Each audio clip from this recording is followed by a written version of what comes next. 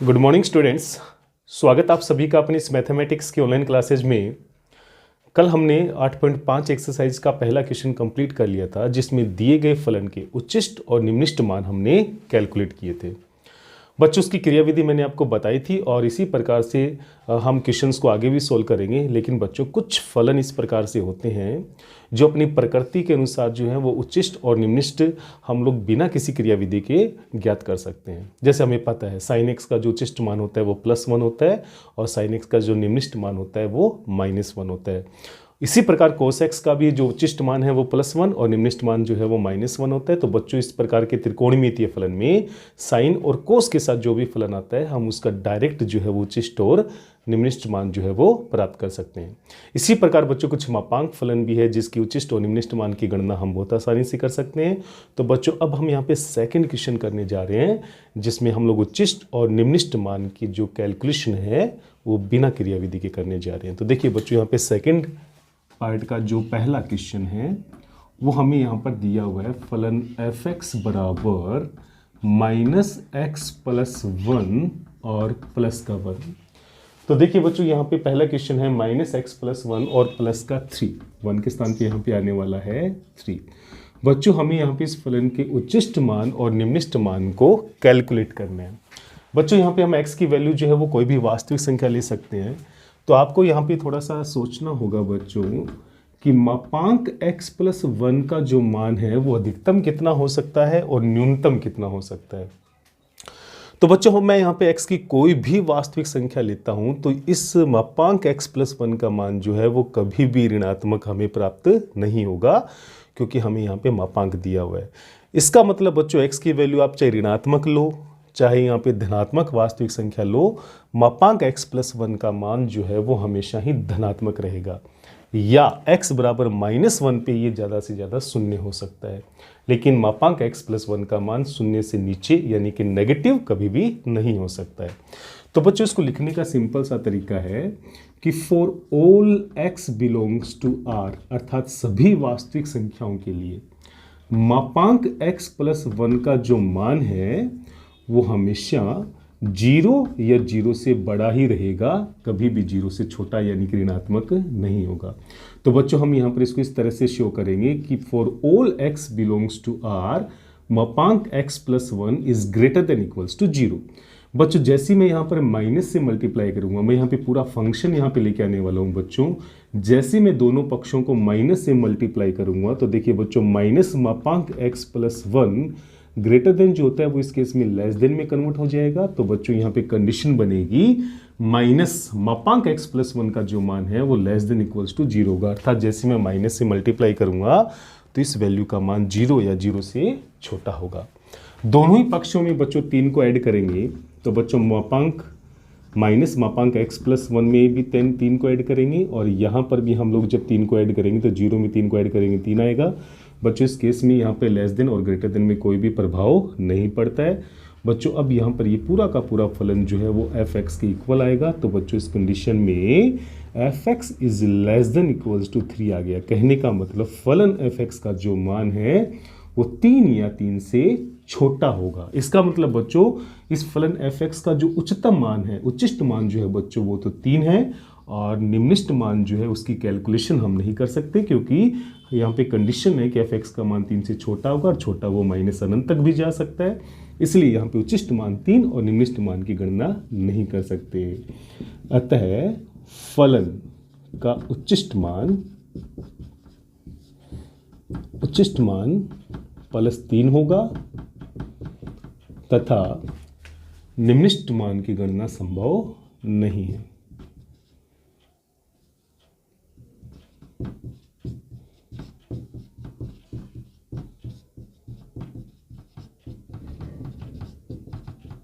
क्योंकि जैसे जैसे x का मान बढ़ता जाएगा निम्निष्ट मान भी बढ़ता जाएगा। तो बच्चों, इस प्रकार से हम यहाँ पे उच्चिष्ट मान प्राप्त कर सकते हैं जो +3 के रूप में आएगा, जबकि निम्निष्ट मान की यहाँ पे गणना संभव नहीं है। चलो बच्चों, इसी प्रकार से हम आगे वाला क्वेश्चन भी सोल्व करते हैं। तो आइए आप लोग उसके ऊपर भी थोड़ा ध्यान से समझिएगा। अब देखिए बच्चों, इसी प्रकार से सेम क्वेश्चन आपके सामने आ रहा है। यहाँ पे सेकंड का बी पार्ट जो है वो है f(x) बराबर मापांक x+2 और -1। तो बच्चों यहाँ पे मापांक x प्लस 2 और माइनस का 1 जो है हमें यहाँ पे फलन के तौर पे दिया हुआ है। तो देखिए बच्चों सेम कंडीशन यहाँ पे लगने वाली है। अगर x का मान मैं कोई भी वास्तविक संख्या लेता हूँ तो हम जानते हैं कि मापांक x प्लस 2 का मान जो है वो कभी भी ऋणात्मक नहीं होगा। अर्थात for all x belongs to r, यानी कि सभी वास्तविक संख्याओं के लिए मापांक x प्लस 2 का मान जो है वो हमेशा ग्रेटर देन इक्वल्स टू 0 रहेगा। x बराबर -2 पे ज़्यादा से ज़्यादा 0 हो सकता है या फिर 0 से बड़ा आएगा, कभी भी नेगेटिव ये नहीं आ सकता क्योंकि यहाँ पर मापांक लगा हुआ है। अब देखिए बच्चों दोनों ही पक्षों में अगर मैं यहाँ पर -1 करता हूँ तो मेरे पास यहाँ पे x प्लस 2 -1 और 0 में से -1 करेंगे तो यहाँ पर भी क्या आने वाला है -1। तो देखिए बच्चों यहाँ पर जो है वो फलन fx का रूप ले लेगा और यहाँ पर आएगा ग्रेटर देन इक्वल्स टू -1। तो बच्चों यहाँ से क्या निष्कर्ष निकल के आता है? यहाँ से निष्कर्ष निकलता है कि फलन fx का जो मान है वो -1 से बड़ा या उसके बराबर होगा। तो बच्चों सिंपल सी बात है कि यहाँ पे न्यूनतम वैल्यू जो है फलन की वो -1 होगी और उच्चतम मान -1 से बड़ा यानी कि वो प्लस अनंत तक भी जा सकता है। तो बच्चों हम उच्चतम मान की गणना नहीं कर सकते। तो बच्चों इस केस में फलन का निम्नतम मान या निम्नतम मान जो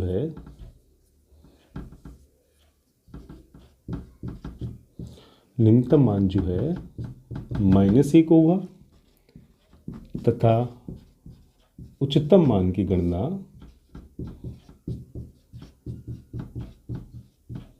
संभव नहीं है।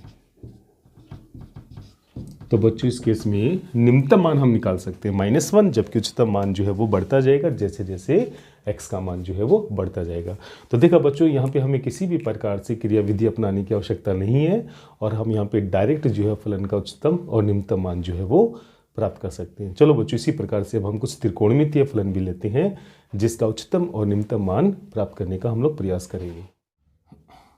तो देखिए बच्चों हम यहाँ पे सेकंड का जो सी पार्ट करने जा रहे हैं जिसमें हमें दिया हुआ है फलन fx बराबर मापांक साइन 4x प्लस 3। बच्चों हम इसका भी उच्चिष्ट और निम्निष्ट मान जो है वो कैलकुलेट करना है। तो बच्चों आपको पता है यहाँ पे साइन फलन का जो उच्चिष्ट मान होता है वो +1 होता है, निम्निष्ट मान -1 होता है। इसी को मद्देनजर रखते हुए बच्चों हम यहाँ पे इस फलन का उच्चिष्ट और निम्निष्ट मान जो है वो प्राप्त करेंगे। तो देखिए बच्चों यहाँ पे एंगल पे कोई डिपेंड नहीं करेगा यहाँ पे क्योंकि x बिलोंग्स टू r है। प्रत्येक वास्तविक संख्या के लिए ये चारों चतुर्थांशों में से आपको +1 और -1 की वैल्यू ही साइन जो है वो देने वाला है। तो देखिए बच्चों for all x belongs to r, सभी वास्तविक संख्या के लिए साइन 4x जो होता है वो -1 से तो बड़ा या बराबर और +1 से छोटा या बराबर होता है।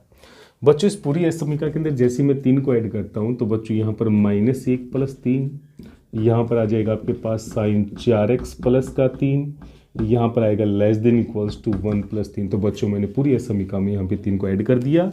तो बच्चों यहाँ पर ये तो ले लेगा फलन fx का रूप, यहाँ पर आएगा greater than equals two plus का 2 और यहाँ पर आएगा less than equals two plus का 4। तो बच्चों यहाँ पे साफ साफ नजर आ रहा है कि फलन fx का जो निम्न उच्चतम मान है वो तो यहाँ पर होगा +4 और जो निम्नतम मान है वो होगा +2। अतः है फलन fx का उच्चतम मान तो हो जाएगा यहाँ पे +4 तथा इस फलन का जो निम्नतम मान है वो हो जाएगा बच्चों यहाँ पर +2। तो बच्चों यहाँ पे इस फलन त्रिकोणमितीय फलन में हमने साइन और कोस के बारे में हमें अच्छे से पता होता है कि वो +1 और -1 के बीच में वैरी करते हैं। तो उसी को मद्देनजर रखते हुए हमने इस फलन का उच्चतम मान +4 और निम्नतम मान जो है वो +2 प्राप्त कर लिया। चलिए बच्चे अब हम सेकंड पार्ट का लास्ट क्वेश्चन करते हैं। देखिए बच्चों सेकंड क्वेश्चन का अब लास्ट पार्ट डी पार्ट हम करने जा रहे हैं जो हमें दिया हुआ है fx बराबर साइन 2x और प्लस का 5। तो बच्चों यहाँ पर भी चूंकि साइन फलन आया है और साइन फलन की विशेषता भी हमने पढ़ी है इससे पहले वाले क्वेश्चन में। चूंकि for all x belongs to r, हम जानते हैं कि साइन फलन जो होता है वो greater than equals to -1 and less than equals to +1 होता है। तो बच्चों यहाँ पे साइन 2x का मान प्रत्येक वास्तविक संख्या के लिए -1 से +1 के बीच में वैरी करेगा। फलन बनाने के लिए हमें पूरे पार्ट में यहाँ पे +5 करना होगा। तो बच्चों यहाँ पर आएगा आपके पास -1 + 5 less than equals to sin 2x + 5 less than equals to 1 + 5। तो बच्चों यहाँ पर ये हो जाएगा 4 लेस देन इक्वल्स टू यहाँ पे बन जाएगा फलन fx and less than equals to बच्चों यहाँ पर आ जाएगा 6। तो बच्चों इस केस में हमें समझ में आ रहा है कि फलन का उच्चतम मान जो है वो +6 और निम्नतम मान जो है वो 4 होगा। अतः फलन का उच्चतम मान जो है वो यहाँ पर +6 तथा निम्नतम मान जो है +4 होगा। तो बच्चों यहाँ पे हमने 8.5 के सेकंड पार्ट को जो है कंप्लीट कर लिया। बच्चों बिना क्रिया विधि हमने इस क्वेश्चन को सोल्व किया है, क्योंकि यहाँ पे मापांक और साइन फलन जो है वो अपने आप में अपनी विशेषता के अनुसार उच्चतम मान और निम्नतम मान जो है वो कैलकुलेट करने की क्षमता रखते हैं। तो बच्चों यहाँ पे हमने सेकंड क्वेश्चन को कंप्लीट कर लिया। अब हम बढ़ते हैं थर्ड पार्ट की तरफ, थर्ड क्वेश्चन की तरफ। चलिए बच्चों, हम यहाँ पे करने जा रहे हैं 8.5 के थर्ड क्वेश्चन का पहला पार्ट। बच्चों इसमें हमें स्पेशल क्या दिया हुआ है, एक फलन दिया हुआ है और सामने हमें एक अंतराल दिया हुआ है। जैसे यहाँ पे फलन के आगे अंतराल है 1 से 3, तो बच्चों मुझे इस फलन का इसी अंतराल में उच्चतम और निम्नतम मान जो है वो प्राप्त करना है। तो बच्चों जब किसी अंतराल विशेष में हमें किसी फलन का उच्चतम और निम्नतम मान ज्ञात करना होता है, तो उसकी प्रक्रिया बच्चों पहले सिंपल रहेगी। सबसे पहले हम इसका प्रथम कोटि का अवकलन करेंगे और उसको 0 के इक्वल लेकर x के सभी संभावित मान निकालेंगे और x के उन मानों का उनमें से सिलेक्शन करेंगे जो इस अंतराल में आता हो। और इन दोनों बिंदुओं के साथ साथ x के उस मान पर भी जो इसके अंतराल में आता हो, उन सभी मानों पे हम फलन f(x) का मान निकालेंगे और जिस मान पे उच्चतम मान हमें प्राप्त होगा वो उच्चिष्ट मान कहलाएगा और जिस बिंदु पे हमें निम्नतम मान प्राप्त होगा वो निम्निष्ट मान कहलाएगा। तो देखिए बच्चों, इस क्वेश्चन को हम किस प्रकार से सोल्व करेंगे। सबसे पहले मैं इसका प्रथम कोटि का अवकलन करूंगा। तो बच्चों मेरे पास यहाँ पे आ जाएगा 6x² माइनस का आएगा 24। और बच्चों जैसे मैं यहाँ पे उच्चिष्ट और निम्निष्ट के लिए f' को 0 के इक्वल लेता हूँ, तो 6x² माइनस 24 जब 0 के इक्वल आएगा तो यहाँ पर x² का मान आएगा 4, तो x का मान यहाँ पर आता है +-2। परंतु बच्चों मुझे यहाँ पे +2 ही लेना होगा, क्योंकि मेरे अंतराल 1 से 3 के अनुसार -2 जो है वो इसमें वेरी नहीं करता है। तो देखिए बच्चों, x का मान मेरे पास आ गया यहाँ पे +2। अब बच्चों यहाँ पर x बराबर 1 पर फलन का मान हम लोग चेक करेंगे। x बराबर 2 जो कि अंतराल की वैल्यू है, इस पर हम लोग फलन का मान चेक करेंगे और अंतराल की जो लास्ट वैल्यू है 3, इस पर हम लोग फलन का मान चेक करेंगे। तो बच्चों जब भी अंतराल विशेष दिया गया हो तो इसी रूल के अनुसार हम फलन का उच्चिष्ट और निम्निष्ट मान जो है वो प्राप्त करते हैं। तो बच्चों x बराबर 1 पर जब फलन का मान चेक करेंगे तो यहाँ पर x के स्थान पर 1 रखेंगे। बच्चों यहाँ पर आएगा आपके पास 2 माइनस का 24 और प्लस बच्चों यहाँ पर आएगा 107। सोल्व करेंगे तो 107 और 2 109, 109 में से 24 को माइनस करेंगे बच्चों यहाँ पर आएगा 85। इसी प्रकार x बराबर 2 पर फलन का मान चेक करेंगे। बच्चों यहाँ पर 2 की घात 3 होती है 8, 8 दुआ हो जाएगा यहाँ पे 16, 24 दुआ यहाँ पर हो जाएगा 48 और यहाँ पर आएगा 107। तो बच्चों जैसे यहाँ पर 16 में से 48 को घटाएंगे तो माइनस का 32 और 107 में से जब हम लोग 32 को घटाएंगे तो बच्चों यहाँ पर आने वाला है 75 यानी कि 75। x बराबर 3 पर बच्चों चेक करने के लिए यहाँ पर x बराबर 3 रखेंगे तो 3 की घात 3 27, 27 दुआ यहाँ पे हो जाएगा 54 और 24 दिया यहाँ पे हो जाएगा 72 और प्लस में है 107। तो बच्चों यहाँ पे हम इसको सोल्व करेंगे तो ये हो जाएगा यहाँ पे माइनस का 18 और माइनस 18 जब इसमें से माइनस करेंगे तो अपने पास आएगा यहाँ पे प्लस का 89। तो बच्चों यहाँ पर इस प्रकार से मैंने इन तीनों ही बिंदुओं पे अंतराल के दोनों मानों 1 और 3 तथा x बराबर 2 पर भी फलन का मान यहाँ पे चेक कर लिया और चेक करने पे हमें पता चलता है कि x बराबर 2 पर तो मुझे यहाँ पे निम्नतम मान प्राप्त होगा। अतः x बराबर 2 पर इस फलन का इस अंतराल विशेष में जो निम्नतम मान है वो होगा यहाँ पे 75 तथा x बराबर 3 पर हमें फलन का उच्चतम मान इस अंतराल में प्राप्त होता है और उच्चतम मान जो है वो है यहाँ पर 89।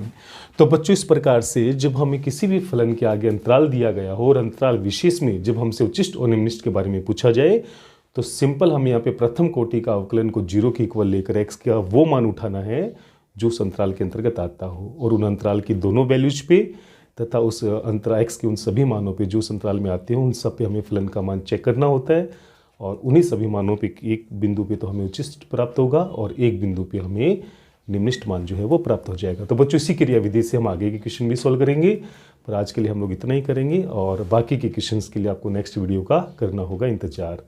किसी भी प्रकार का कोई भी डाउट हो तो ज़रूर पूछिएगा। तब तक के लिए जय हिंद, जय भारत।